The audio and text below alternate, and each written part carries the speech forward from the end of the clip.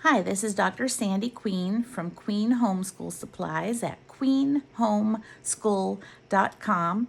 I'm going to do a flip through today of the first book in the series, the Discovering History series, and this is Old Testament Tales for Little Ones. So before I get started, if you could give me a thumbs up and subscribe to our channel, you'll be sure to get notifications every time we add a new video. I'm going to be doing lots and lots of flip through videos. We currently publish and have been publishing since 1994, well over 400, that's when we stopped counting, 400 books for the Charlotte Mason Style Educator. So our history series is called Discovering History.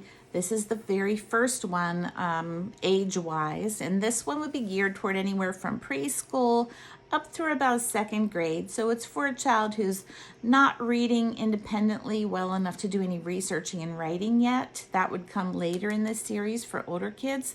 So anywhere in that age range that you feel like your child is ready to start doing history. So we start teaching history at the very beginning here with Old Testament. So this is the Old Testament time period, Old Testament Tales for Little Ones.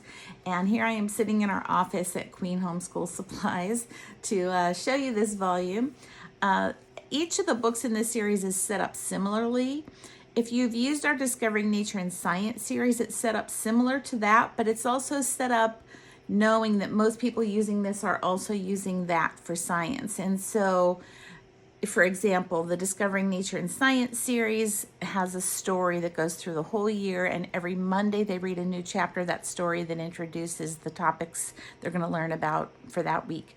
In this one, it's set up similarly, but the story is on Tuesday because we know you're going to be reading a story on Monday from your science course, and it breaks up the reading so that you're not reading from every course all on Monday. So for history, I'm just going to show you how this series is set up and how this particular volume progresses. All right, if you look in the very back of each of the Discovering History books, you're going to find a cheat sheet of the main events, okay? So here we have all the events. This is basically the timeline in the very back of this book, just so that you have an overview of what's taught. And those are posted by each individual volume on our website at queenhomeschool.com. If you go to the history section and into the Discovering History series, whichever of the many books in that series you want to see what's covered here, click on that book. It'll give you a free printable sample that lasts for several, you'll have like a week's worth of lessons there. And it'll also give you a description, what age range it's for, as well as the whole timeline of events it's covered in each volume. Okay, so this is obviously covering the Old Testament time period. So each one of the books starts out on Mondays with vocabulary. And for the younger ones, like this one, the Old Testament tales, the New Testament tales for little ones, the stories for little Americans, and the world history for little learners, those are the first 4 books in the series. These are all the same age range, and so they all start out with having vocabulary on Monday. The older volumes for older kids do as well, but instead of having like these ones do, one vocabulary word for that week already defined for them with a picture showing what it means. The ones for older kids will have a list of vocabulary words that they have to look up and find the definitions and write them. So that would be the age range or skill range difference between the younger ones and the older ones in the series. So for here, we have one word taken from the story that they're going to read on Tuesday. So the stories at this age are going to be done as a read aloud. You have a child that's not yet reading, you can read it aloud to them. And if they are on the older end and are able to read, they can read the story themselves. In this volume, the stories are quite short compared to some of the ones that you'll see like at the high school level books. Okay, so Monday, they have vocabulary, the word's already defined, it's taken from the story that they're going to read the next day, and then there's a picture representing the meaning of this word so that they have that visual component to it as well. Tuesday, you have a short story from the Old Testament, and you're going to read that together, and that's it. And you'll see the lessons in here are set up lesson by lesson here. Lesson 1, day 2. It tells you exactly what time when you're going to use each lesson. Okay, the next day, the younger children will have something to draw, and that is taken from this week's story, something they're learning about. So in this case, it happens to be a particular flower. All right, the older children at the older level, they will have something to research and write about instead of drawing. Okay, the next day, the younger children will have something to color that's taken from that week's story. And the older children, using the older volumes, the volumes for older kids, will have a list of questions that they have to find the answers to. And on Friday, everyone is working on a timeline, okay? So this is the timeline figure for this particular book, and it's telling them when this occurred. This is an event that was in their story. Okay, here's the timeline figure that they're going to stick on the timeline, and this shows you where to put it. This is the first one in this book, so they can just start on page 1. In the very back of each of the Discovering History books, you will see instructions for how we do our timeline right here. How to do the timeline in the very back, okay? And what it's telling you is that we use a binder, and we put the clear plastic sleeve protectors in there. On the next page, it's showing you. This is very simple. We draw a line across the page. Okay, that's why this whole page is here.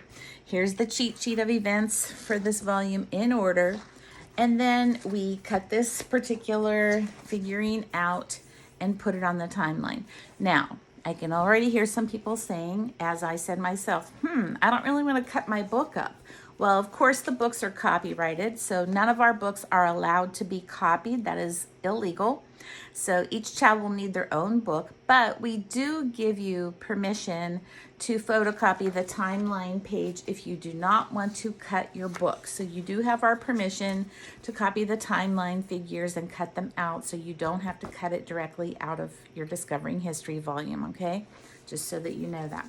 Okay, so that's all you're going to do on Friday. And when you have multiple events, once you get partway through the book, you're going to see like this page here, okay? It shows you events that we've already put on there, and this is this week's event, and it shows you where it's going to go in relation to ones that you already have on your timeline, okay? So that's how that's set up. And that's how this course progresses throughout the course of the year. You always have the vocabulary already defined for them. That word, it's one word per week. It's taken from the story you're going to read on Tuesday. So Monday, you start with vocabulary. It's already defined. It has a picture to show the definition. You have a story on Tuesday. Wednesday, you're doing a drawing. Thursday, you're doing a coloring, and Friday, you're doing the timeline. And that's how the first 4 books in this series are set up. I will mention also that the Old Testament Tales for Little Ones volume goes extremely well with our Observing History Through Picture Study, the Old Testament set. And this contains 10 different full-color works of art this size. This is the envelope they come in. And they are printed on photo paper, high quality. And you can use these to go along with this to give you more of a visual full color representation. You know, Charlotte Mason was big on picture study, and so are we at Queen Homeschool Supplies. There's 10 different ones. 4 of them are pictured here, and there's 6 more. And there's also a little study guide in here that tells you about each of the 10 paintings, as well as the different artist biographies. It tells you what's going on in the painting and how it pertains to that time period, as well as some additional optional art activities if you should choose to include those. So that is our first volume in the Discovering History series. I hope that's been helpful to you. So give me a thumbs up if it was. Feel free to ask your questions below. Check us out on our website at queenhomeschool.com. And don't forget to subscribe to our channel. Thank you so much for watching.